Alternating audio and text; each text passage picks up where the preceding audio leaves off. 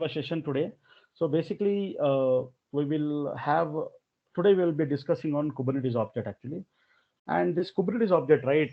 This is basically a very tricky concept actually. Tricky in the sense like you need to have a lot of theoretical understanding on what is a Kubernetes object or where this object comes from the picture and how our Kubernetes works with all the stuff like whatever in the Kubernetes it is working, right? Everything is working with respect to the object itself actually. We know like what is an object means. Basically it is in the oops we have understood, right, what is an object and what is a class and all, right? It's like similar like that actually.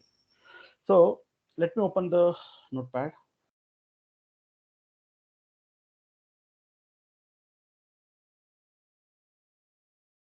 Okay, I think we have this. So today is a day 5, right? So day 5 to Kubernetes class today. Now, what is this Kubernetes objects actually? So guys, what I will do, so for some few minutes, right, I'll be explaining theoretically. Then later we will see the practical essence of what is an object actually. Okay. So now, basically, Kubernetes objects are nothing but it is a basic entities of your Kubernetes system. Okay, it's a basic entity of the Kubernetes system. Okay. Now, or we can call it as a Kubernetes objects. mm, Objects are persistent entities of your Kubernetes system. Now, what is this persistent entity? What is this entity we say? Entity is nothing but it represents the entities is nothing but it represents your Kubernetes cluster, sir. Your Kubernetes cluster. Okay. Now, for example, your entity it represents what is the state of the Kubernetes. Okay, what is the health of the Kubernetes cluster? Or else, if you have any application, what is the state of the application which is running in your container or nothing but the pod? Okay, right? And also like what kind of update is going on your application. Suppose you want to roll back or you want to stop the application or you want to stop the pod or you want to kill the pod. So as a user, right, you would be doing many of the stuffs onto the Kubernetes cluster, right? So how we are able to do all those operations onto the clusters with the help of Kubernetes object actually. So that's what I said. Kubernetes objects are the persistent entity of your Kubernetes system.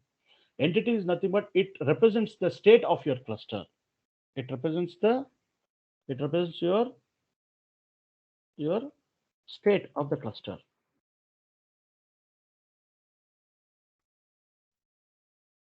Okay.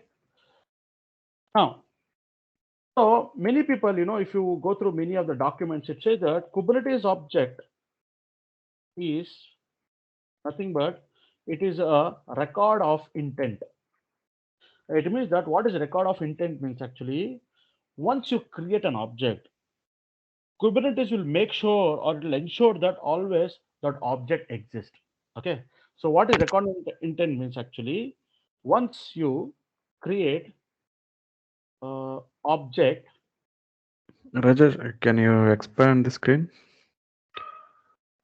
expand the screen means Yeah, we are not able to see full screen. is it with everyone, guys?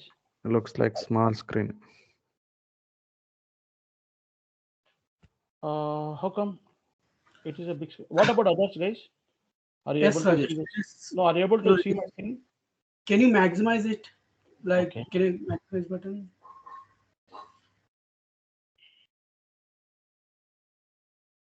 Now, somewhat better. Yeah, little better. Yes. Santosh, what about you? Yeah, okay, we can see what you are typing. Okay. Whatever I'm writing, you're able to see, right? Yeah. Okay, sir. So what I'm saying that your Kubernetes object is nothing but it's a record of intent.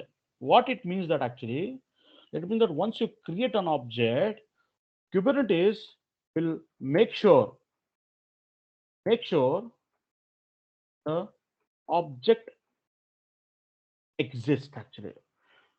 What it means, make sure the object exists. Means suppose, for example, if you have created a pod actually, see right now we have not come to what is a pod. We don't even know what is a pod. Pod, you can just take it as a, like, you can understand, like whenever you want to run any application into the Kubernetes cluster, you can run an application with the help of a pod. So whenever any application is you want to run it, you have to firstly create a pod, and inside the pod the application will be running as a container. That's what right now you can understand. So what it says that Kubernetes object is number record of intent, that once a user, like, right, once a user, if he creates an object of something like a pod, your Kubernetes will make sure that this pod exists. It doesn't mean that the pod will come down or the pod will get deleted. No, it always ensure that whatever the objects you have created, right, it makes sure that that object exists within the Kubernetes cluster, right? So that's what we call it as a record of intent. Okay. Now, every Kubernetes object have an object spec, we say. Okay. Now, every Kubernetes object has a specification. So every Kubernetes object has a specification, which is nothing but we call it as a spec. Okay. We call it as a spec, and it has the object status. So every Kubernetes object has a specification and it has an object status. It means that specification is nothing but it is like a template, we say. Every Kubernetes object has some kind of a template, and what is the status of the templates, that also, or what is status of the object, that also is maintained by your Kubernetes actually. Okay. So the specification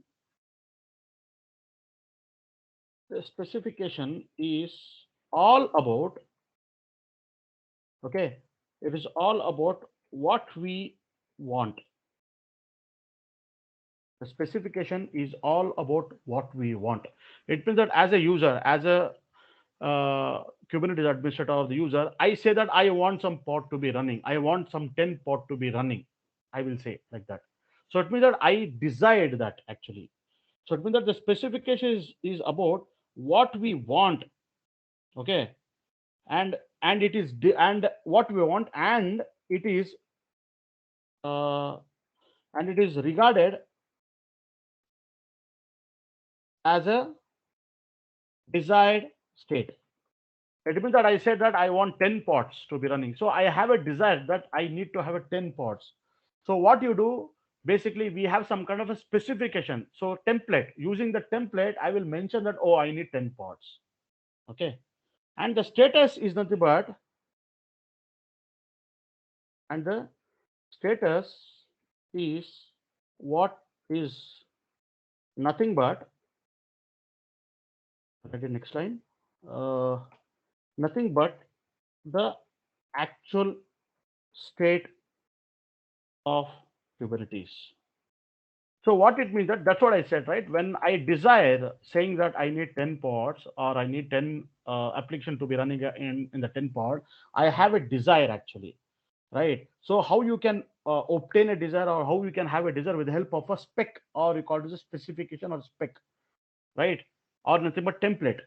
And the status of, after you have a desire, after you have a spec, you apply the spec actually, and finally you will get a status of that spec, and that status will be regarded as the actual state of the Kubernetes. It means that suppose the Kubernetes has a resources to create 10 objects, it will 10 pods, it will say that actually yes, it has able to create 10 pods. So it means that it finally it will show you the actual status of that Kubernetes state. So once you have a spec, and you can apply the spec, and finally you will get the status of that spec actually. So every Kubernetes object, whatever you have Kubernetes object, right, all those Kubernetes object has a spec and the object status, we say. Clear?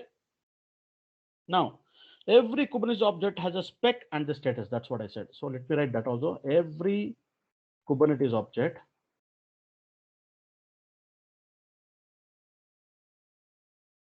status.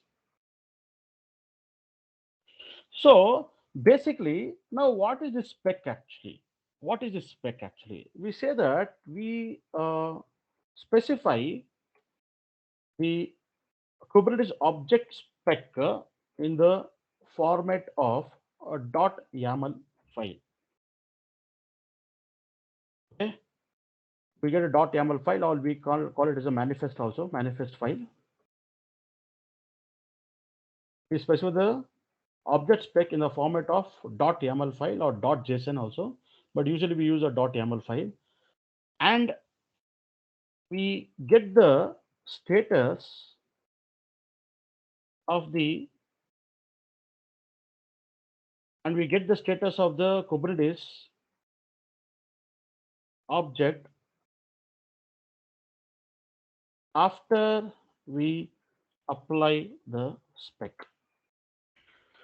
So what it means that actually whenever I need to have any kind of specification, I need to basically write a YAML file for that actually. Okay. So you know very well, right? In few of the sessions back, right, I told that whenever we are executing the command line, kubectl command, right? Kubectl command. Okay. Basically what happened, right? The kubectl command will interact with your API server. Correct? It interacts with the API server, or it communicates with the API server. Now, similarly, what is happening is that actually you have a different ways of communicating with the API server, either through the command line like kubectl, it communicates with the API server, or you can communicate with some kind of a file format. You can communicate with your API server.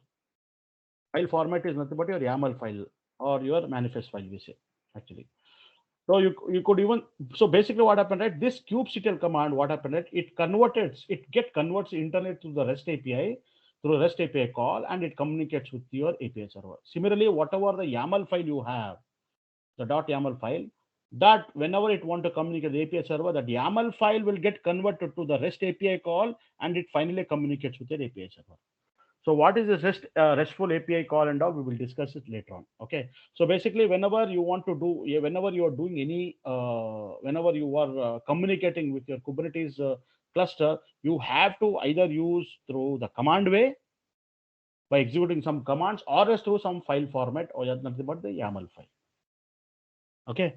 Now, if you want to see now how I can make use of this object, or how exactly I can make use of this object inside my YAML file, or how I can use what Kubernetes does, right? Kubernetes will provide a lot of resources. Kubernetes provides a lot of resources. Now, what are those resources? If you execute a command kubectl API -resources, it will give the list of all the resources actually provided. So we'll do one thing. We'll try to log into our console, AWS.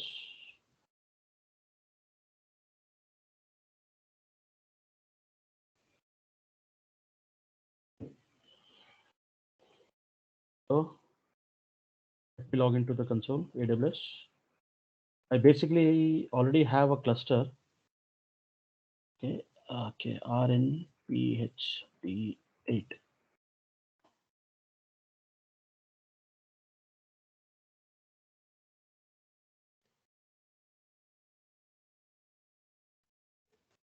If you go to ETC instance, EC2, you could see that actually I'm basically having a master and the worker node.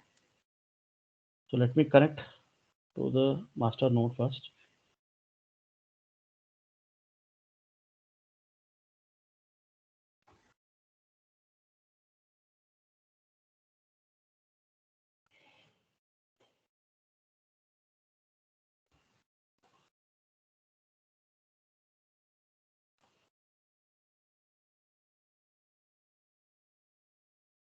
So already the Kubernetes has been installed, right? So it is there already. We have a service, right? Right. So if I need to switch to the root user, and you could see that this is the master node. Okay. And here I have a worker node. So let me connect to the worker node, copy this public IP, launch the putty session, just give Ubuntu @ and specify the Go to the appearance, change the font or change the size. Color setting, you can choose the default and auth. We know very well all these things because we have understood from last few sessions how to connect to the or how to log into this servers actually, right? So this is the worker node actually. So better to switch to the supervisor, right? Now, if you come to the master node, we know very well that I want to check the what are all the nodes. So I'll say basically I'll say kubectl get nodes. So this is the command. So now you could see that here in the cluster we're having a master node as well as we are having a worker node, and both are in a ready state. Correct? Both are in the ready state. Now what is happening is that if I say kubectl API -resources is the command to check what are the resources which is provided by your API, provided by your Kubernetes actually. So if you check it out, you could see that you are having a various different resources. Like for example, you are having a resource known as a binding. We are having a resources known as a pod. We are having a resource on a secret. You could also see some resource like persistence volume, limit ranges, events, namespaces, and come little bit down, you will get roles, you will get storage classes. See, we are having so many number of resources are there, which is provided by your Kubernetes. And basically what happened that we will be using these resources in our YAML file or in our manifest file actually. Okay. Now what is happening? Apart from this actually, you could also see that actually like for some of your resources, you are having a shortcut name. For example, like pods, you are having a PO. It's a shortcut name. And here we are having something as API versions. We will see what is this later. And we are having a namespace again. Some of the resources having a namespace as true. Some are having false. We will discuss what is the namespace in a separate session moving forward. Maybe in the next session, we will be understanding what is the namespace. And we are having something known as a kind actually. Okay, these are the kind for the pods. The kind is pod like that. Okay, so we'll be looking into it, the usage of all these parameters or usage of the whole stuff later actually. But what I'm trying to tell that if you execute this command, you will get to know what are all the resources which are given by your Kubernetes actually. Okay, now for example, assume that you say that Rajesh, I have a resource in the pods. How I can make use of that in my command line? So what you say that you will say kubectl get, you have to say, and you have to say pods. So here you know, right? Pods we have, right? Pods, right? Where is it? Pods, pods, pods, right? Somewhere it's gone, right? Pods. So we have seen that. Where is it? Pods, kubectl, kubectl API -resources. You can say pipetl s. Now you could see that actually we are having a pods here. Correct. Now I want to check what are all the pods which are running in your system. So what I will do, I'll say kubectl get pods. So it says that no resources found in your default namespace. So it means that right now there's no pods running in your system. That is fine. Let me check if there is any something like roles actually. So I'll say kubectl get roles. Okay. So right now I don't have any roles as such in my system. Later we will see how to create a roles and all. So similarly, we even don't have any roles. So basically what I'm trying to tell that in a command line, if you want to check any of the resources, basically you can even check the resources with the help of your kubectl.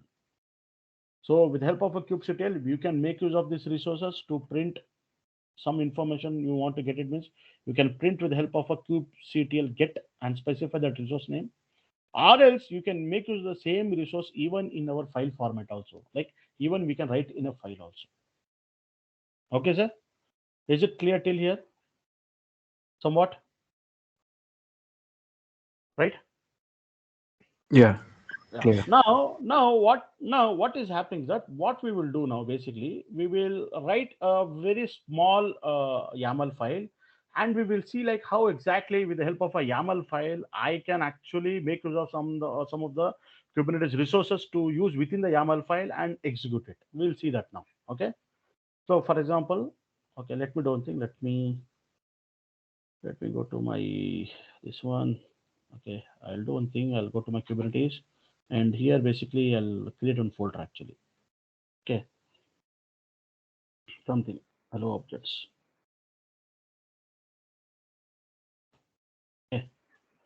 Okay, so that's what. So let me open the Visual Studio Code.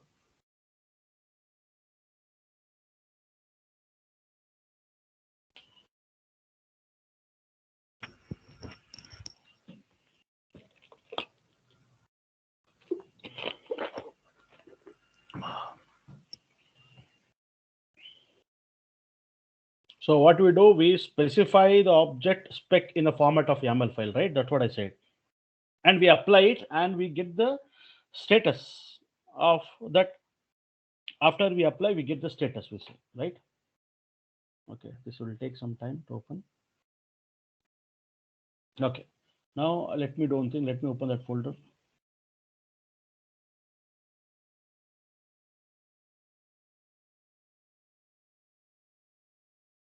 So let me open it actually. So basically what I'm trying to do now, like I'm writing a simple YAML file, YAML file, okay? And I will write something like hello-pod.yaml. So I will write one YAML file. Now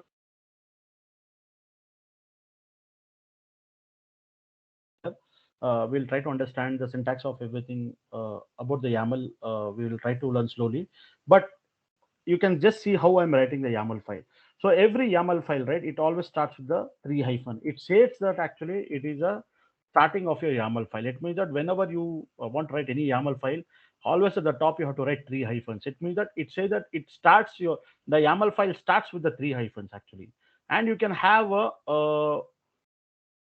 you can write n number of like YAML files or manifest files within a single file itself by providing a hyphen, 3-. After this, you could see that actually I'm using the API version, okay, v1. Then I'll be using kind pod. I have to use a metadata. Just don't worry, all these things. Later you will get to know all these things. Metadata. So I'll say name. I will say hello hyphen pod. Okay. I'll say labels.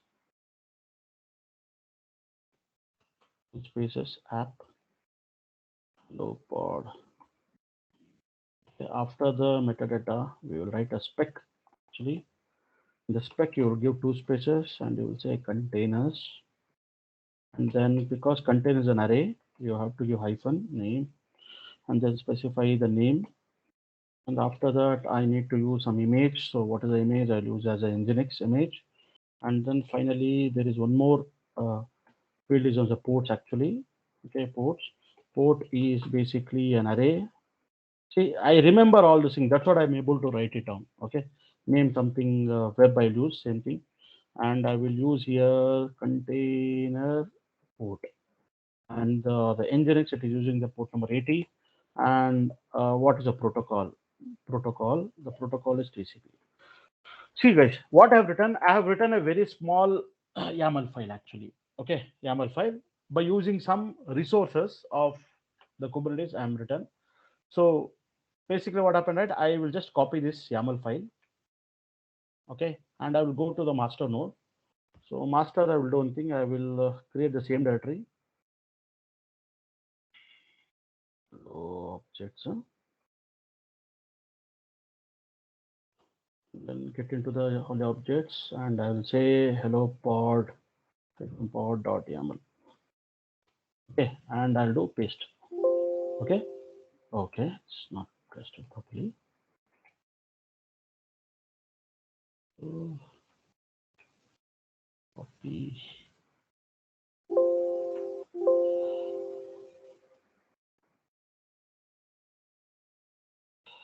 What happened, sir? Okay, it is not pasting properly. Okay.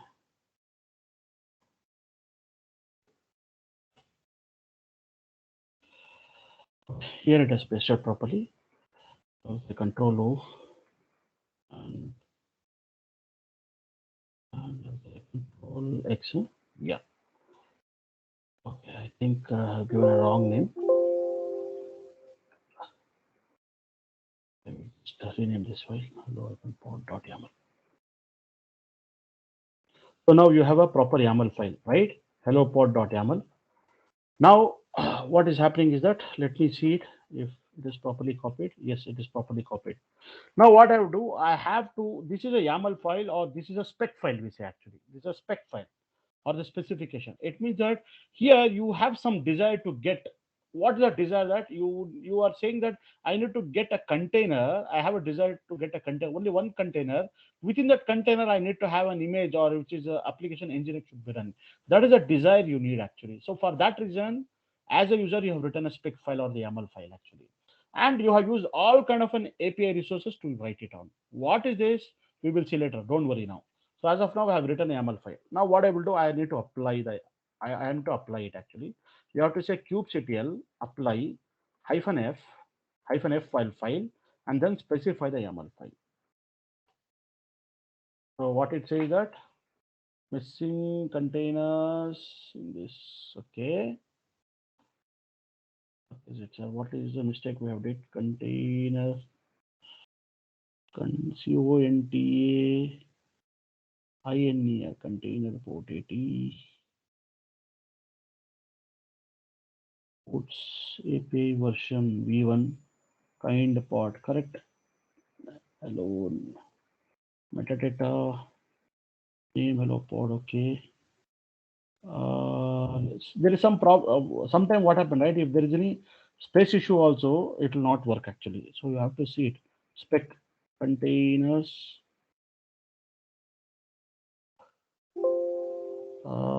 Containers. What I think I missed it. Containers. And then hyphen name web. Okay. Image engine export. Perfect. This is correct. So now, so kubectl apply -f and specify the YAML file. So now you could see that actually it has created a pod. And now if you want to see the status of the pod, you have to say kubectl get pods actually. Okay. So what it says that your hello pod is started running now. Okay, sir. Now where it is running actually, you want to check it out. You have to say same kubectl get pods. And if you use a -o wide, -o wide, you have to give wide. It will say that actually your hello pod is actually running in your worker one actually. Okay. And it is that worker one is having an IP address. This basically this is the IP address of your pod actually. Hello pod actually. Clear, sir? Now, what is happening is that now you have some more commands like I can even use the kubectl describe pod and specify the pod name. Hello pod. Now you could see that the description of the pod itself. For example, if you see if you describe the pod, you could see that the name of the pod is hello. It is using some default namespace. So right now we need not to we will be undergoing what is the namespace later. But as of now, you can understand. Okay, in some default namespace, the pod has been created. Fine. Now you could see that the status of the pod is running. What is a label which is given for the pod is hello pod. Okay. So we will have a separate session on the labels itself. Labels separate sessions on namespace itself later. Okay. Now, then what we say that what is the status of the pod? Oh, okay, it is running. Okay. And then what is the IP address is assigned for the pod? This is the IP address which has been assigned for the pod. Later come down, you could see that there's a container section is there. And it shows that actually within your container, there's one container which is running. And that container name is web actually. And this is the container ID. And it has some information regarding that container. Like Nginx is basically Nginx is actually running in your container. So it has some information regarding that container. Everything. And finally, you could see even the events also. What are the events which has happened when you were making the pod to run. It means that when I did a kubectl apply -f, right? So what are the series things happens onto the pod? Like it successfully assigned the pod to the worker, pulling the image to the nginx, successfully pull the image. Like that, you will get some kind of events actually. Those events also you are able to see when you try to describe it actually. So this is a very, very important command, sir. We would be using describe not only on pod, even on node also. Like for example, you have a kubectl get nodes actually. So you know that when you execute this command get nodes actually, what is happening is that you are able to see that what are all the nodes which are there in your cluster. So basically here we have two nodes. One is a master and other is a worker. Now you say that Rajesh, I want to have more information on the master itself actually. So you can say that kubectl describe and specify the nodes. What is a node or master? So I need to describe it actually. So here you could see you are getting a lot of information on the master itself, correct, right? So describes is a very, very useful option along the kubectl where you will get to know about much more information about that particular object or particular stuff. Like you want to describe onto the node, you want to describe onto the object, sorry, onto the event, you want to describe onto the storage, you want to describe onto the persistent volume. So everything you can describe with the help of a describe command, sir. So similarly, you can even say kubectl describe node and worker one. You can give that also.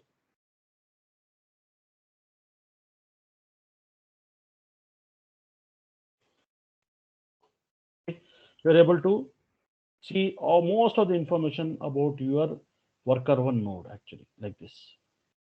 So later what happened, right? We will dig into most of the things, whatever the output we are seeing, right? We will dig slowly on all these things. What are the things? What is FML store? Everything later on. What is namespace? You could see it here. And what are these resource limits allocated? Everything will go through it later actually. Right now, I'm just telling you in a very high level that okay, to describe something or to get the more information about the particular object or the resource, you have to use the describe option along with your kubectl. Okay. Now you could see that actually if I do a kubectl get pods, your pod is running, right? Hello pod is running. So you want to delete or you want to destroy it, you can say kubectl delete -f and specify your pod YAML file. Now you could see that you have deleted your object. Means you have deleted your pod actually. So now you could say that kubectl get pods. So there are no pods which are running in a system. So it says that no resource found. So two simple commands you have to know that. One is that actually you need to apply it. So you have to say kubectl apply -f, right? This one you have to know.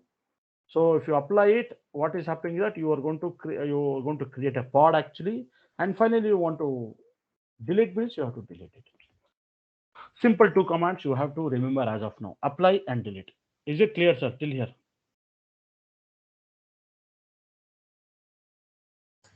Yes, I hope Rajesh. I hope you have understood whatever I'm trying to say. Yeah. Okay. Okay, sir. Now, so later we will see, sir, all these things. What are these things? Right now, we need not to worry. I have written a simple YAML file. Okay. And we have used some spec into it. And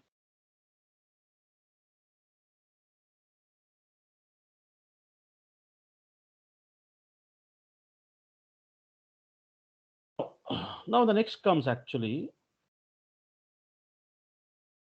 what are these Kubernetes APIs actually? We know very well, right? In our master, we have an API server, right? Actually, right? So your master node is nothing but where your API server, where your controller, where your scheduler is there, right? Where even your HCD, right? That's what you remember, right? Where all those Kubernetes components, major components are there. That we call it as a your master, or we can even call it as a control plane, correct? So what we say, the core of your the core of the Kubernetes. So which is the core of the Kubernetes, sir? Core of your Kubernetes control plane is nothing but is the API server, right? Correct? Do you agree with me? Right? Yes, Rajesh. Yes, correct. Now, how this API how this API server works actually. Like suppose I am with the command line, I'm actually with the command line here, with the command line kubectl apply -f or kubectl delete or kubectl get node. We are actually executing the commands. But what is happening that through this command actually you are actually communicating with your master node, and through that master node is nothing but you are actually communicating to your API server. So API server is nothing but your core. It's your core actually, core of your Kubernetes control plane actually. Okay, this what happened, right? This API server, right? This API server exposes the HTTP APIs. HTTP, it exposes all those HTTP APIs, or we can call it as a REST APIs actually. Okay, but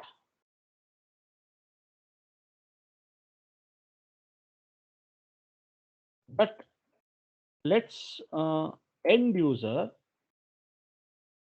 and the and I can say the different components actually. What are the different components already, right?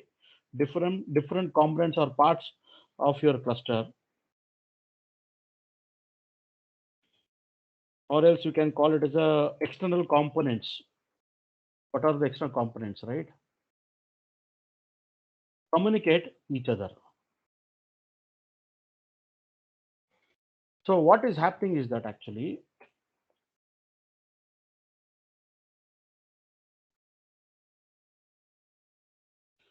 so let me open it. So you know very well that actually in your Kubernetes cluster, right, we have a master node, right? In the master node, we know very well that we have an API server. We have an API server. We have some kind of a controller. We know very well on the first day we have understood about the architecture, right? We have a controller and we have a scheduler. We have the scheduler, right? Scheduler, as well as even we have an HCD also. We know very well that HCD is not but database, right? HCD can be a part of the cluster, or you can even keep outside also in a separate node actually. HCD database. Now, what is happening is that actually this API server, this is the main core of your Kubernetes cluster, right? Your main core of your Kubernetes control plane, right? Now, whatever, so here the user is actually sitting outside here. I'm sitting here actually, and I'm executing some commands here actually. I'm executing some commands, kubectl, get pods, something, or kubectl, or I might be doing kubectl apply -f and specify the YAML file, suppose something like that, right? So I'm doing many operations, right? You will sit in the command line in the terminal. So what is exactly happening is that actually this Kubernetes kubectls, right? This kubectl command, it will convert it to a HTTP call. It will convert to HTTP call and it will try to communicate to your API server. This API servers are not what it exposes all the RESTful API, or it exposes all the HTTP APIs, so that the end user, whatever the end users are there, right, it can communicate with the end user as well as the same API server. It can even communicate with the other components of your master nodes. Like for example, whenever the API server it want to communicate with the HCD, it communicates via the HTTP or HTTP protocol. Similarly, whenever API has to communicate with the controller, it has to communicate with the HTTP protocol or else with the scheduler. So internally, all these components are getting communicate via with the help of a HTTP protocol itself. Okay, HTTP protocol itself. And whatever all the Kubernetes stores, right? Whatever the data it has to store, the Kubernetes has to store, all those data are stored in a serialized state by writing into this HTTP database. So let me write down. So Kubernetes stores the serialized states of the object by writing them to the HCD database. Clear, sir? Guys, 1 second. I'm just getting one call. Just.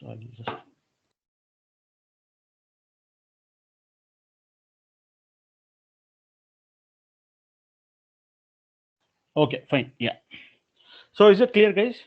So all the communication happens internally via with the help of a HTTP itself, HTTP protocol itself. Okay. Okay. Now, now, so so to implement,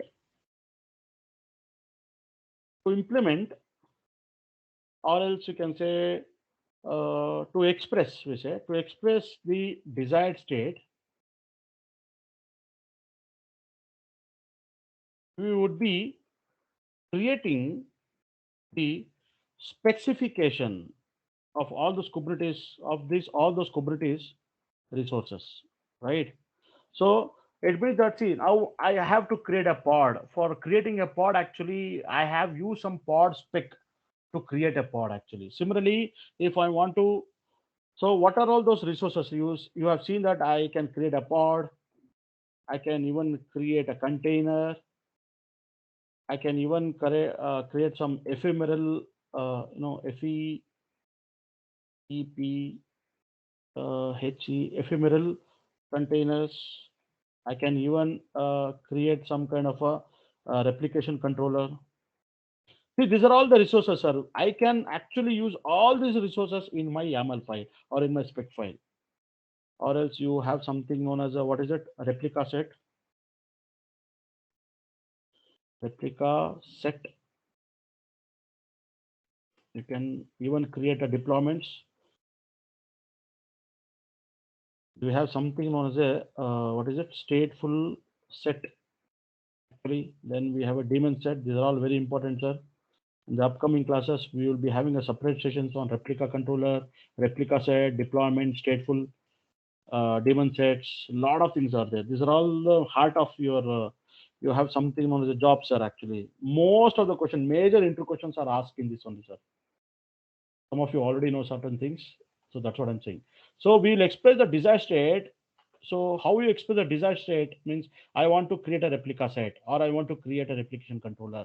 So basically what happened that you will be writing a spec file or the YAML file, and you'll be using those resources in that YAML file actually. How to use the resources or how to write the resources? Basically, you have to follow the templating structure, like how we have some templating structure, right? Like for example, I have an API version, I have a kind, I have a metadata, I have a spec. So similarly, you have to follow some specification for implementing the replica controller sets, or else for replica sets or deployment stateful job, or else you have a cron job. We have one more thing was a horizontal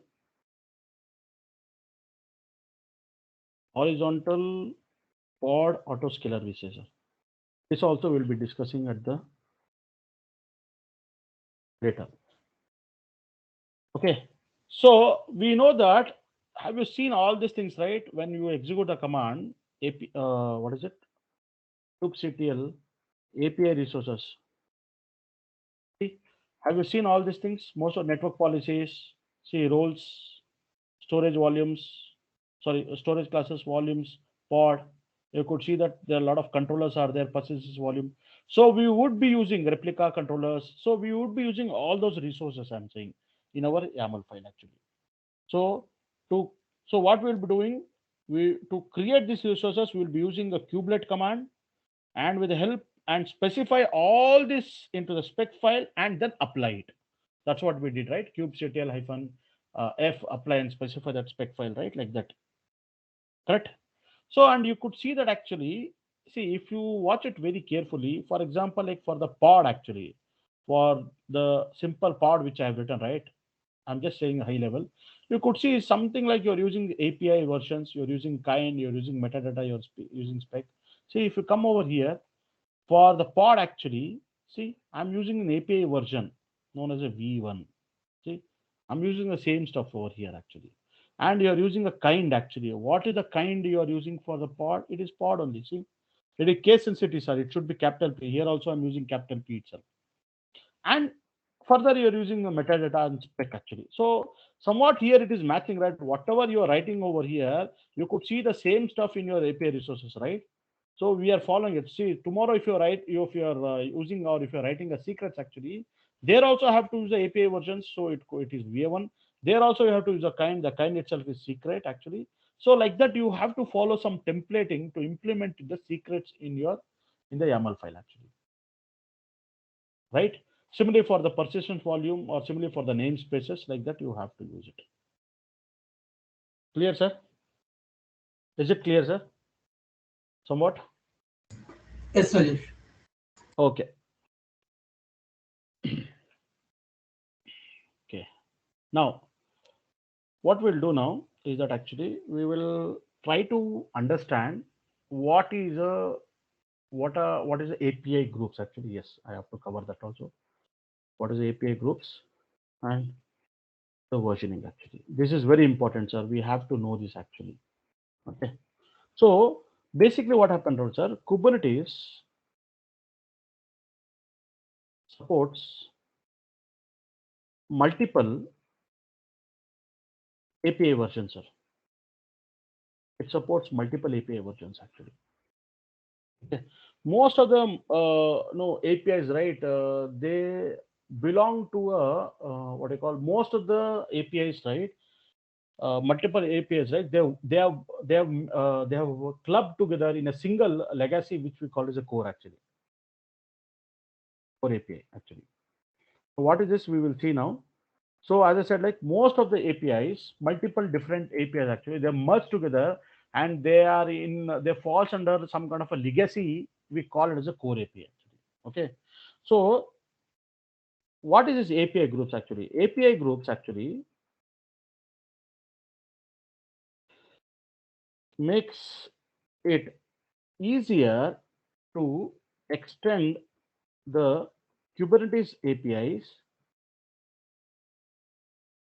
It will make easier to extend the Kubernetes APIs. The API group is the API group is how I can say, I can say it as the API group is specified in the REST path, okay, and is in the form like and is in the form somewhat like in this form, actually, underscore underscore API version underscore. It will be always in the form. What is this? I will show you, sir. What exactly all these things I will tell you now. So what I'm trying to write, API groups make it easier to extend the Kubernetes API. Fine. Then what I've written, API group is specified in the REST path and is in the form of underscore underscore API underscore. Correct. Okay. Field of the serialized object, actually. It will be in the field.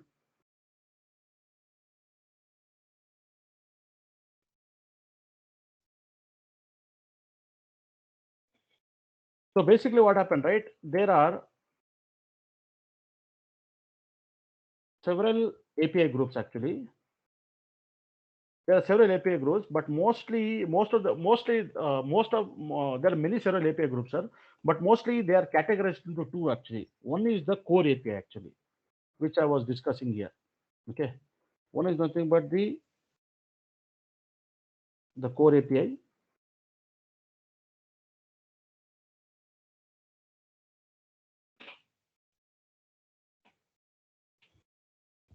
The core API group, sir. Okay, what is this core API group?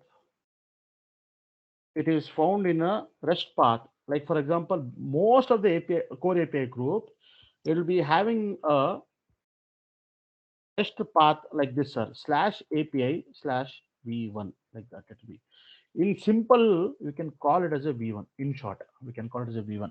See, these are all the REST API representations are, actually. Okay. So we will get to know slowly all the things when we start writing YAML file, right? So what to which group API group it belongs, whether it belongs to the named API group or the core API group. How the name API groups or core API group look like? It always looks like slash. Always start with the slash API v1, like this, actually. You could even see, I will show you now in the APIs reference kit. I will show you all these things now.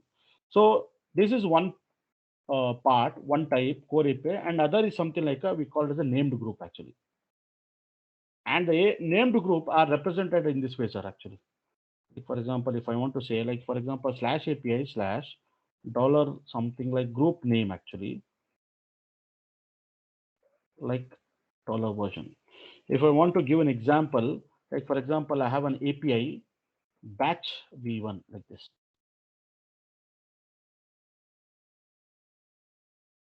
V1 like this I can write. So if you want to see all these API groups, so what we have to do, right? We have to go to the Google, and here what you have to do, that you have to say Kubernetes API reference. I have to do like this, sir. Okay, now if you go to the Kubernetes API reference, you have to go to the official site. That's what I said. You have to click over here. Now, if you see it actually in this reference, actually, you could see that there is something like Kubernetes API reference is there. You have one page API reference for this. So if you click on this Kubernetes API reference, now you could see that actually there are so many resources are there, like workload resources, service resources, config resource, authentication resources, authorization. We have to get into many of these resources later, sir, in the upcoming classes. I might be showing some of the resources in the policy. I might be showing some of the resources in the in your authorization group or authentication resources. But most of the things are fall under the workload, sir. If I click on the workload resources, here also you could see that you have a pod template, replica controller, replica set, deployment, stateful set, controller version, daemon set, blah blah, job control, horizontal order flow. See, whatever I displayed over here, right? The same thing it is there here. See, the same thing over here, sir. Now, if you come back to here, you will say, Rajesh, I want to create a pod. I want to create a pod. Okay, this is the resource. I want to create a pod. See, for the pod to create, sir, you have to use, either you can use the API version as v1, or either you can use this KSET API slash core slash. See, it falls under the core groups are actually. It falls under the core group actually. But you can even simply, you can even call it as a v1 also. To make it very simple, they have used v1. See, here you are using API version. And for the pod to implement, actually, you have an API version as v1, kind, metadata, spec, and the status. So if you see this, don't you see the same thing is matching over here? Oh, I have a API version. Fine, it is v1, something, okay. I have a kind, which is nothing but the pod. Yes. I have something as a metadata.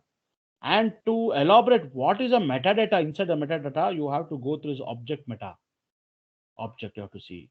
Okay. After you complete the metadata, finally you have a spec here. So you have a spec here. To implement a spec, what are the things which you have inside a spec actually? You need to follow the pod spec actually.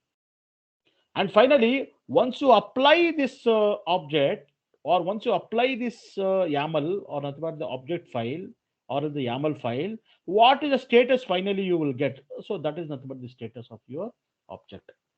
So this is a simple way. So this is one example where it shows that how you can implement if you want to achieve for creation of the pod or the container to run an application, you have to follow this workloads, pod workloads, sir. You have to follow this one.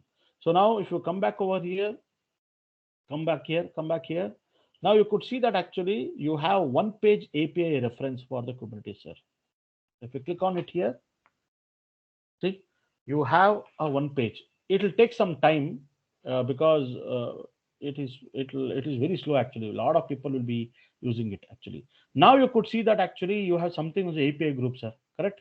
So I'll tell you again, once you come to the API reference page, you could see that you have a one page API reference Kubernetes. You have to click here on this. It will take some time because it will really usually take some time to load actually, but no problem. You have to wait for it. Now you could see that actually there's something as a API group actually. See, all these are API groups are actually, see, batch, APIs, authentication. So what is the version? Most of this, wherever you see v1, this all belongs to the core groups are actually. But here you could see that there's something as a batch group. So this is nothing but your named groups are actually.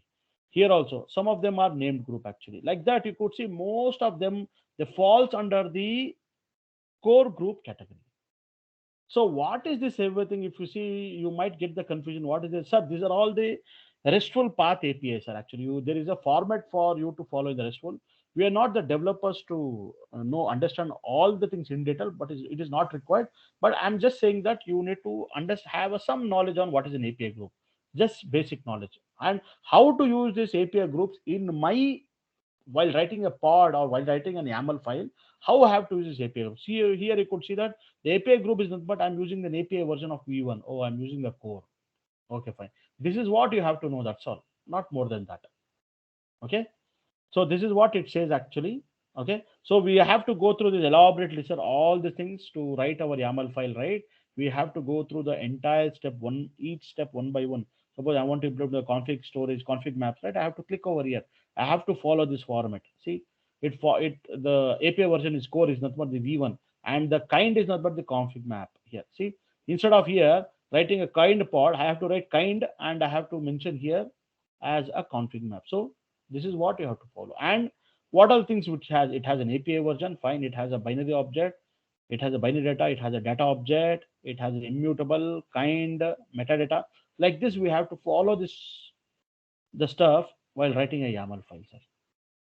It would be similarly for even for the replica set, replica controller, or any kind of a resource, right? You have to follow this one page actually. Is it clear, sir? I know that for some of you might be little confusing. You might be thinking many things, but you have to go through this way only. Okay, Rajesh. Okay. So, fine, sir. Okay. Now,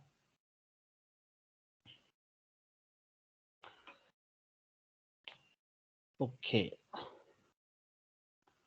So now what we will do now, we will try to understand how kubectl internally works. It means that whenever I'm executing the kubectl command, it is very important, sir, because in interview also, in many of the places they have asked actually how kubectl intern works. Actually, we know that kubectl basically it's a command line utility, right? It's a command line utility to to interact or do or to perform a various operations on Kubernetes, right?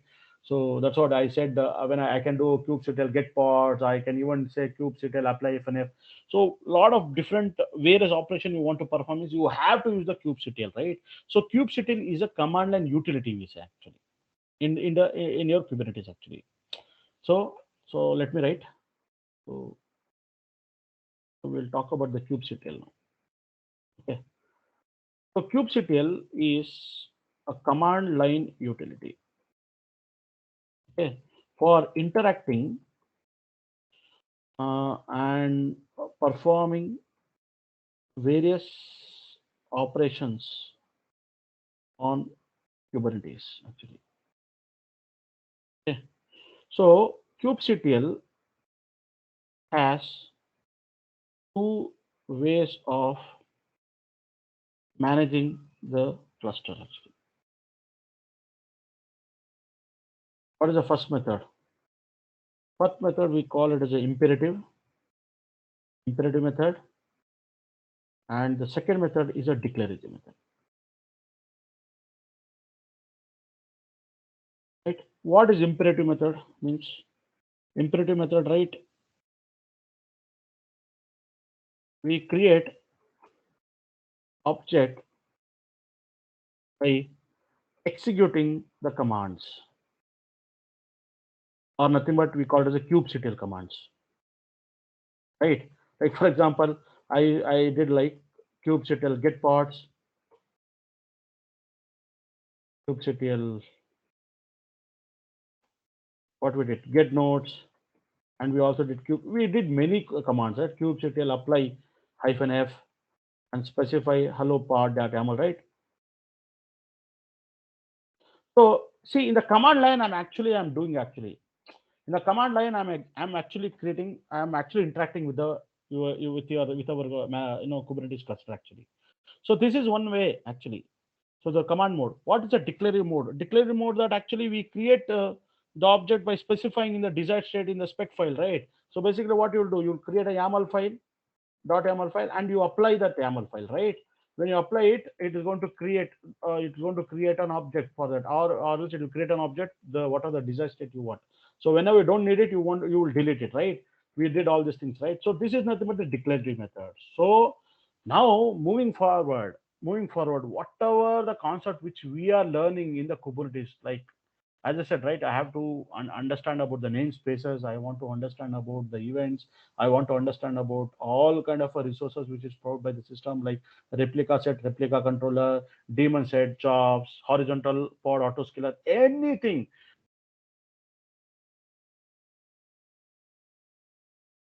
To know how to write a YAML file, and I have to understand through the understanding the various different API resources. That is what the declarative method. The same stuff, sir, whatever we are doing, we can even do into the command line with the imperative method also, but that is to some extent, it will not be feasible to make use of in the command line. You have to get into writing into the YAML file itself, or into the declarative methods. Okay, clear, sir? So now, okay, now what happened, right? Actually, how exactly the kubectl communicates with your Kubernetes? We know that the kubectl commands are nothing but it actually basically it communicates with your API server, right? So let us little bit discuss on those things actually, because it will be asked in interview. That's what kubectl communication with Kubernetes. How exactly it communicates? How kubectl communicates with Kubernetes.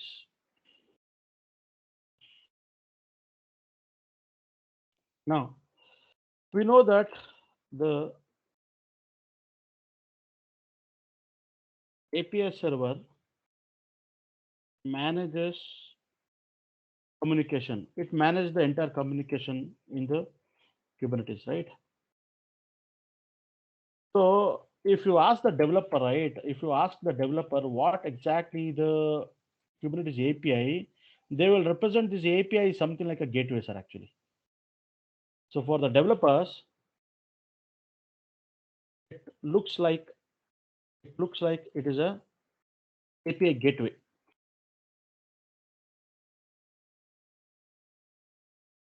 Okay. So to achieve the communication,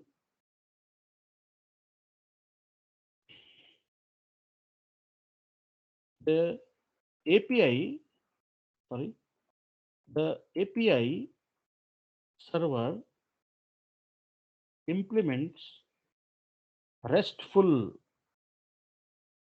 APIs over HTTP and HTTPS. So how I can say the API server implements the RESTful API, okay, over HTTP and HTTPS to perform, to perform that CRUD, CRUD, you right? Perform the CRUD. Like for example, you have that CRUD means actually create, retrieve, update, and delete operation. So these are the operations actually to populate and modify the Kubernetes API objects.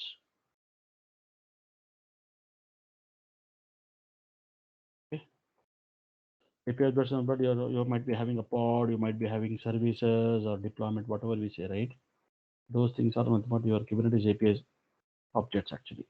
So what it happens actually, whatever you have the API servers, right? It exposes the functionality of all these API server with the help of your RESTful APIs, and how any kind of a communication can happen between within a system, or even between the system where you want to communicate with API server with the help of a HTTP protocol. It means that all this API server, it has exposes the entire application with the help of the RESTful API. With the help of a RESTful API. So to understand more this, let us go through a diagram format, sir. Okay. Wait, sir. Sorry, I'm again getting a call. Hold a second.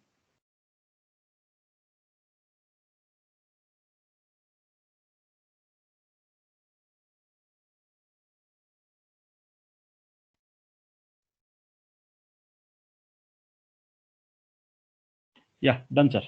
Okay, so to understand more in a diagram format, sir, like let us see how exactly it works, sir. Actually, so this is very interesting. So now, if you see it, actually, like we are sitting here in the terminal and I'm executing command kubectl and all, right? So let me open the uh, open the terminal icon. Okay, so let me copy this terminal icon. So I can take this one.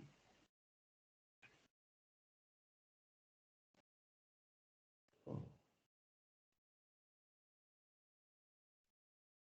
I'm taking this terminal over here, sir. And then what is happening is that you have a two important component of your cluster, right? One is nothing but your API server, and other is nothing but your HCD, correct? So this is nothing but an API server, and this is nothing but an HCD database, etcd database. Now you know that whenever this is nothing but your command line, sir. This is nothing but a command line, or you can call it as a terminal, right? So what you do here, sitting over here, you will just run some command, kubectl command. You run, correct? Kubectl command. You execute some kubectl commands actually. Now what is happening that as soon as you run a kubectl command, basically what is happening is that actually you are actually calling, or you are using some kind of a REST API call you're doing actually. So what you're doing, you are actually basically doing a REST API call actually over the HTTP or HTTPS actually. Now what is happening is that this API server, it receives this REST API call, and what it does basically, it does some kind of a authentication and validation here. It does some kind of a authentication and validation. Authentication means what it means actually. Authentication means whether the user whoever is executing the kubectl, whether that user is the proper user, or whether he's an actual user who's actually executing the command. So that it has to check it out. So that it will check. Who will check? API server will check. And also, like, what are the permissions has to be given, whether that user, can he run that command, can he has an authority to run the command or run the YAML file, whatever so the checks will be done by your API server, sir, initially. And what is happening that, and finally it validates the data. Oh, it means that whatever he want to whatever he requires it. Suppose if I say kubectl get pods. So what you are saying that you are actually trying to say that actually I want to check all the pods which is running in my namespace. So currently we have not gone through what is namespace, but what it says that when I execute kubectl get pods, it says that actually what are all the pods which are running in your namespace actually. Assume that the user doesn't have the permission to run that command. So what happened, right? What API will do? API will authenticate it, but while authorizing it, it understands that, oh, that user doesn't have the authority to run it. So what happened? The kubectl will throw an error actually. Oh, you don't have a permission to do it. So, and finally what is happening? Validation. So whatever the resources he is using, whether those resources that user has an authority, whether he can make use of those resources for gaining for achieving some task. So those things validation again will be done by the API server, sir. So once all those validation and authorization and authentication, authorization and validation is done, what is happening is that actually the data, what is happening that the data would be written into the HCD actually. A serialized data will be written in the HCD. Now basically what happened, this HCD, whatever the data it has written, right? Now finally what is happening is that it will try to retrieve it, and it will send a response to the API server. And finally what is happening that it sends a response actually to an API server. And finally what is happening is that the API server will again send back the response to the command to this terminal again. So here, what is happening? You are making a REST API call, and finally here you are getting a response for that. Actually, this is how it happens, sir, actually internally. Okay, but here there are many other things are also there actually, because what is happening within this API server, right? We have three important components which are not told here. Like here, we have a three important component like this, like this. One is nothing but your authentication happens, whether that user, whoever user is executing, he's the right user, authentication. Okay, and then the second submodel is nothing but the authorization, whether he has the permission to do it actually. And this finally is nothing but, this is nothing but your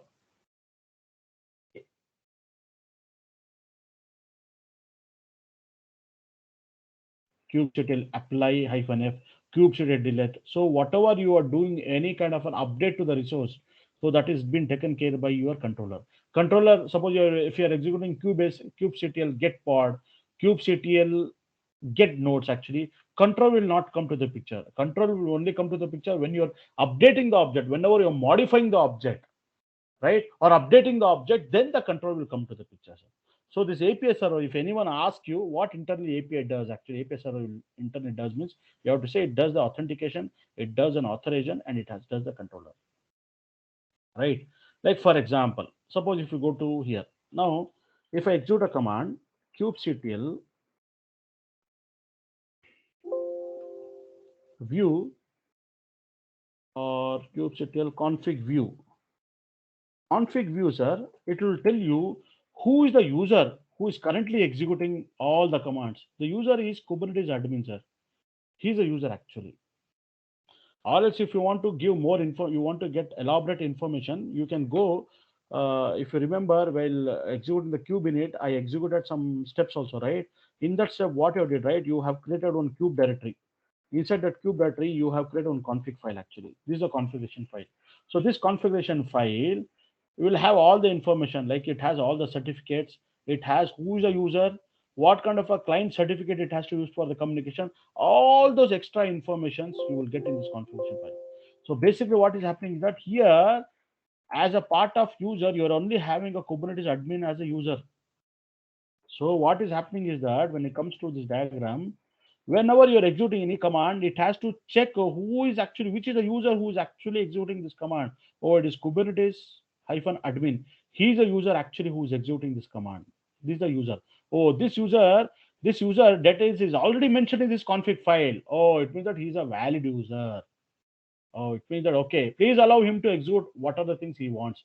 So what is happening that whenever you are doing a RESTful call here through the command line, what is happening? It is doing the authentication. Suppose, for example, tomorrow I can even add the user account Rajesh actually. I can even create a user account Mahesh. So I can give some privileges to them. All those details will be there in this configuration file, sir. Now what is happening if Rajesh is executing kubectl get pod kubectl, again what happened, API server will check whether the Rajesh has, whether there's a user account by name Rajesh, yes, the user entry is there in the config file, or whether he has the validation permission, everything this API server will take care of it, sir. And finally, whatever it does, a validation, everything, all those serialized data, it will be writing into the HC database.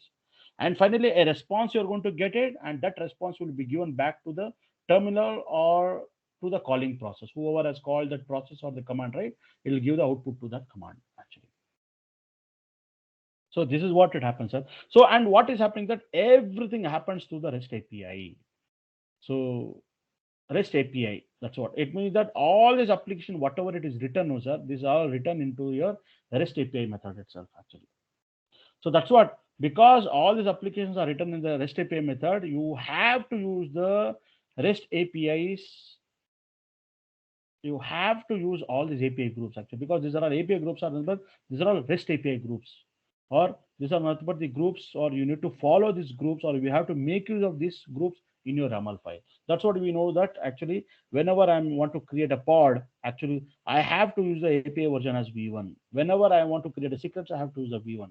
So that is nothing but all these REST APIs will fall under some API group category. So we have to use this APIs groups in our YAML file. Is it clear, sir? Till here? Yes, sir. It is somewhat, it is little bit, what is happening there, little bit strange to understand, but this is how you have to initially learn. Okay. So, got it, sir? I hope you understood whatever I'm saying. Yes, Rajesh. Yeah, got it. I want to just ask you a simple thing, sir. Sir, do you know what is a REST API? What is REST API and all? So Any, what I any, know, so hmm, it is communicating to others like website or something. If you want hmm, to retrieve the data from that site or any through HTTP hmm, or something, we'll get the data and then we'll use that one into hmm, our configuration or our hmm. site somewhere.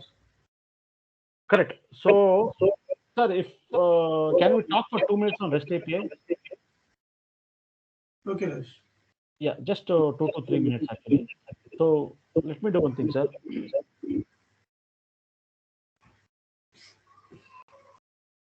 Okay. So basically, what happened, right? I think it is echoing, sir. Somebody can mute it.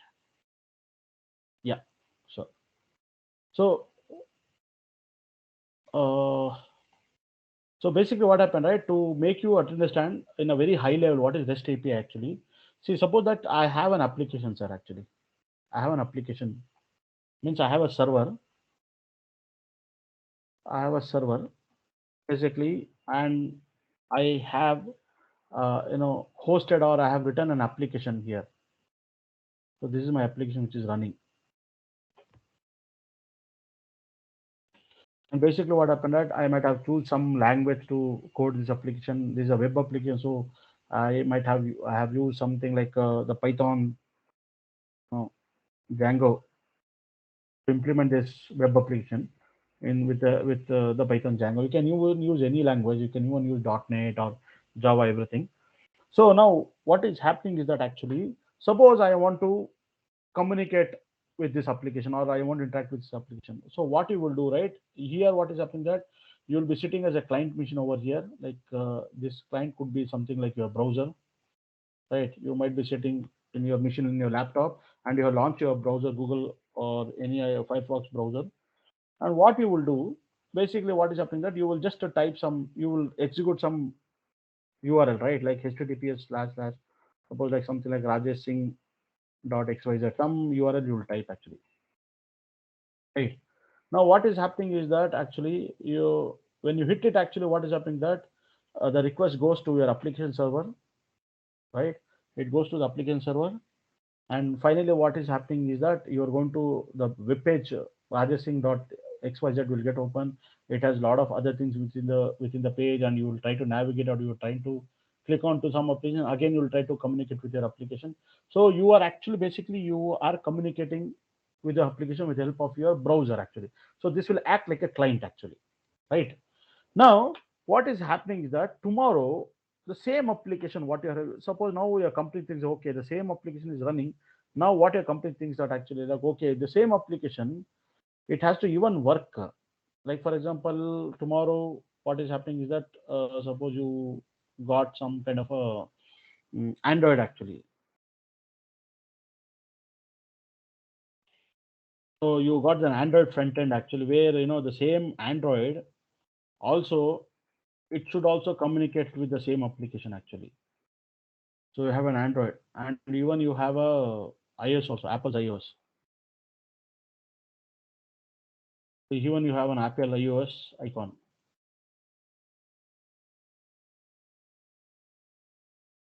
Okay, I can even use that is something. Apple iOS. There's one more was there, no sir? Something else like a actually. Okay. So basically, what happened, right? I don't know where I'm. Okay, fine, whatever. So we will be using this image actually. So what I'm saying, that I have a Apple's applications actually, or the Apple's front end. Now what is happening is that actually now this application is which is written in the Python, right?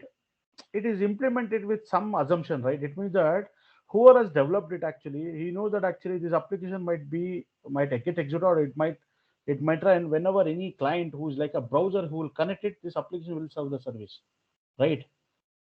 But for example, whereas what happened now your company thought that okay, let us expose our application so that even other platform, other front ends like your Android or else your Apple and all, even they should also communicate to the same application.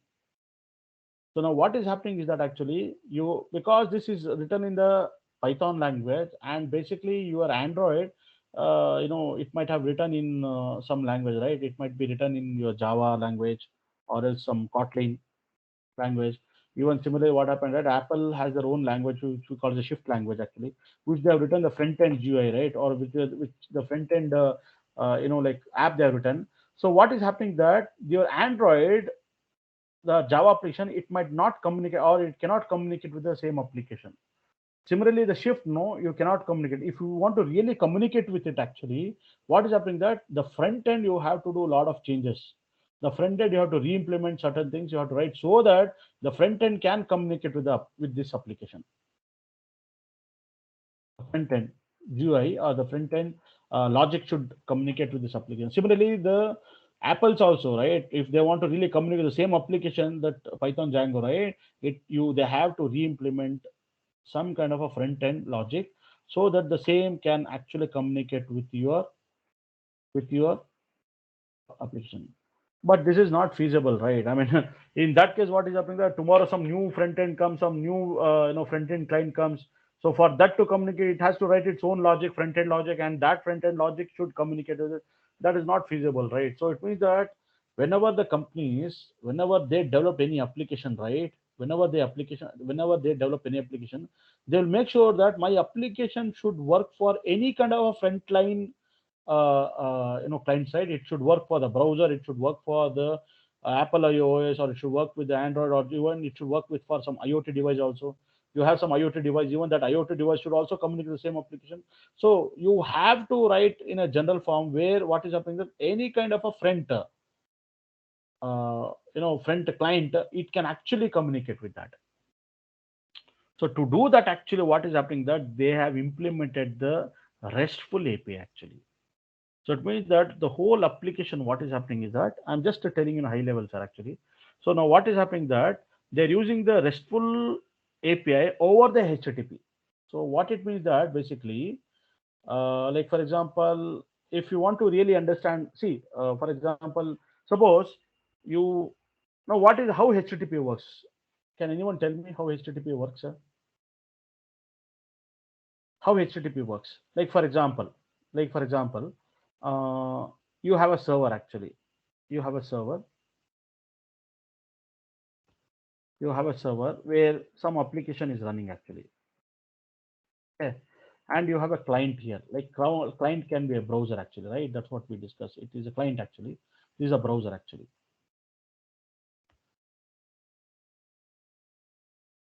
Browser. Now what he will do? He want to make a call, or you want to connect to the facebook.com. So what he will do here? He will just say https://facebook.com. Correct. Now what is happening that he is using some protocol, HTTP protocol, to communicate the facebook.com. Now what is happening is that actually he is sending a request over here actually. He is sending the request to this server actually. Now you know that the HTTP has many kind of methods, right? The HTTP has many kind of methods. Like for example, you know that it has a method known as a get method. There are many methods are there, but most of popular methods are get method, put method, post method, and delete method, right? What is get means? Get means get the data.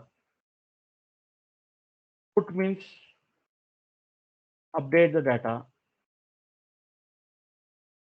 What is post means create the data. And what is delete means? Delete the data. So you have many methods, HTTP methods, but these are the most popular methods, right? Now what we do, we are trying to do in HTTP facebook.com. Actually, we are trying to request to it actually. So what we are doing, like we are trying to do a request. So what is the request you are making? You are making a request call. What is the request you are making here? You are making a request saying that I need to get, you are calling a get method. I need to get the facebook.com. That is the request you are making. So with this help of this URL, complete URL.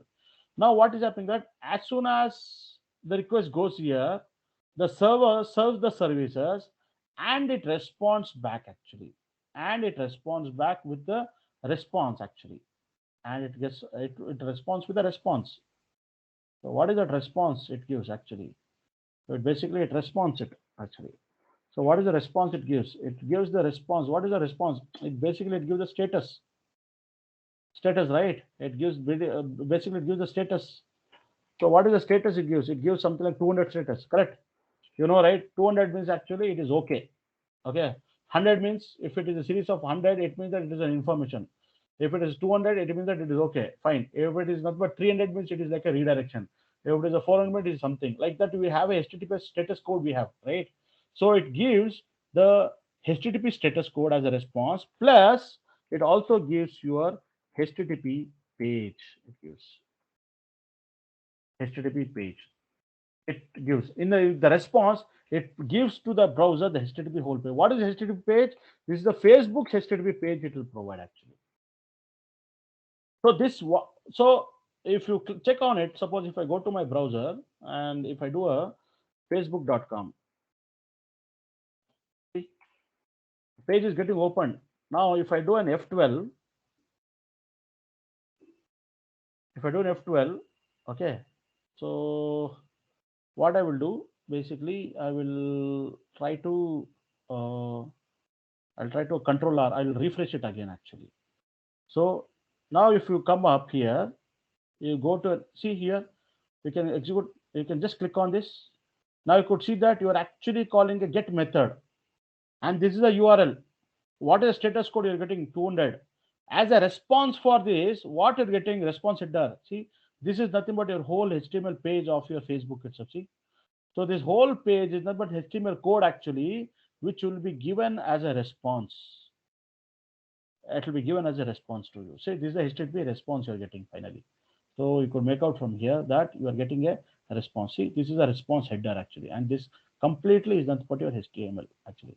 This is what you're going to get, and the client will, the browser will receive the HTML page, and that's how you could be able to see in this beautiful form actually. You could be able to see in this page actually, where it will show you the login page where you can give the username and password and you can log in. You will be doing a further operation, right? So that thing you will get through the HTML page actually. This is what it is happening in normal HTTP, right? Now what is happening that this is so nice, so beautiful that we are using HTTP with few methods actually. Can we use the same methods here over here for implementing the REST API? So REST API will always work over on HTTP or HTTPS actually. So what they are doing now that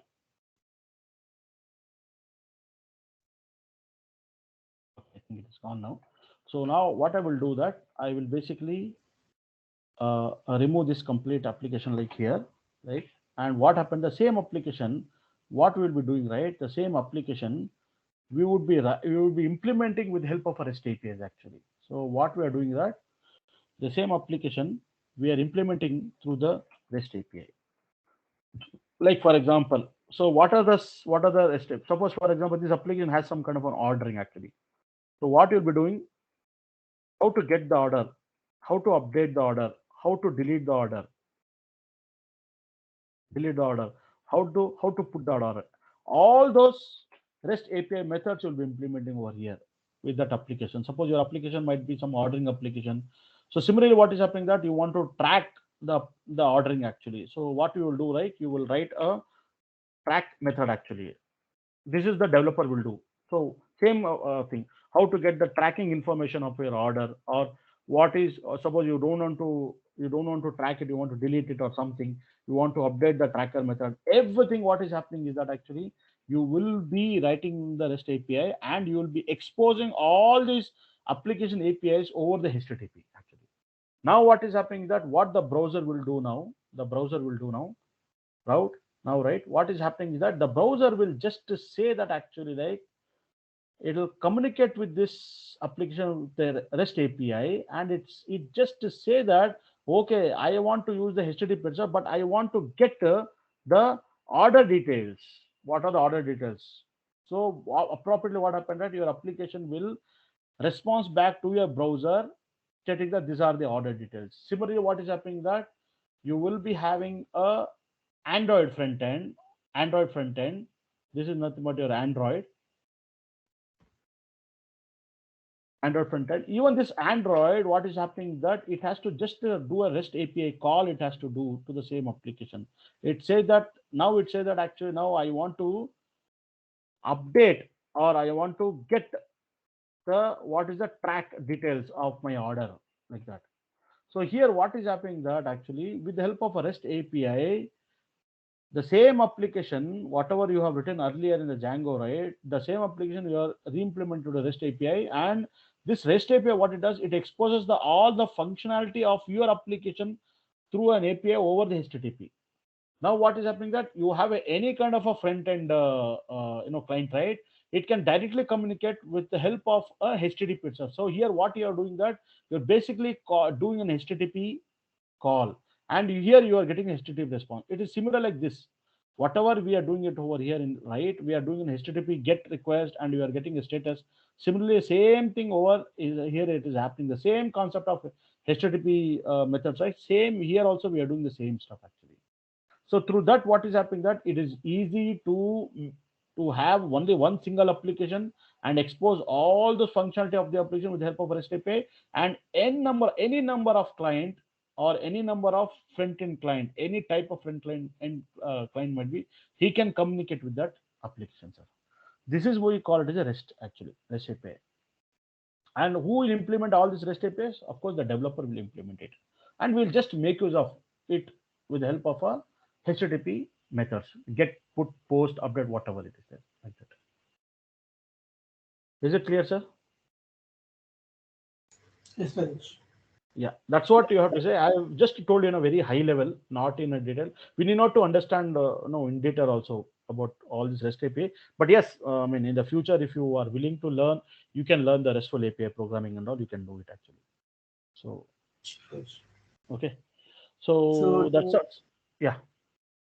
Rajesh, tomorrow, same time or Yeah. So today we'll stop it, sir. Till here it is okay, because I thought I will continue with parts and all, but it is not possible now.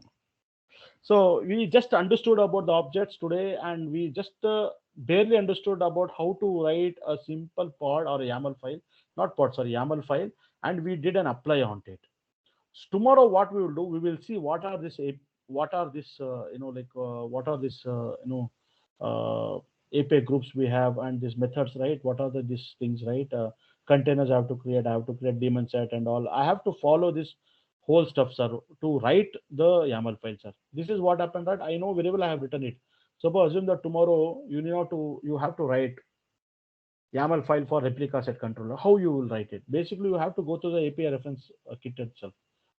Without this, if you try to write by seeing into some other template, right? Suppose somebody has written it, right? If you see it and just copy it, you will not able to learn how to write a YAML file actually. So how to write a YAML file?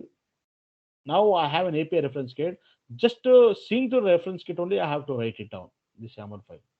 So in that way, what happened that you will be learning very fast, and it is a very perfect method to do it. A lot of people in the industry, what they will do, right? They will try to copy somebody's YAML file, or in the Google, they will check it out. They'll copy paste it, do some changes here and there to make sure that it works actually. So, but that is not the right approach actually. The right approach is to write any YAML file with the help of a reference kit itself. That's what we will be learning. And all the classes, whatever we are seeing in the future, right? We will be learning, we'll be learning the YAML file. Like for example, here, same thing in the command line, sir. I have created a pod object, right? You know very well, like see, hello pod, we have copy pasted and we've written it, right? And we have to go through the reference, right? Here in the command line also I can do it like this. Suppose I want to check it.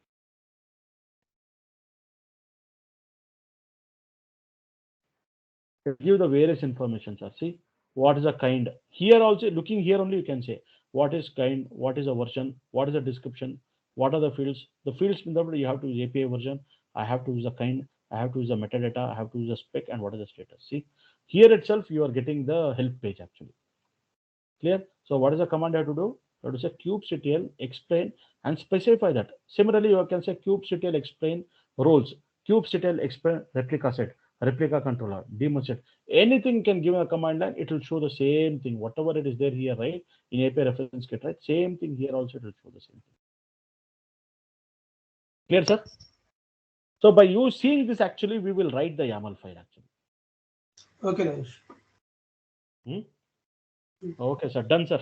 I think it is too late now. It's already 11:47. Okay, somebody can stop the session, sir.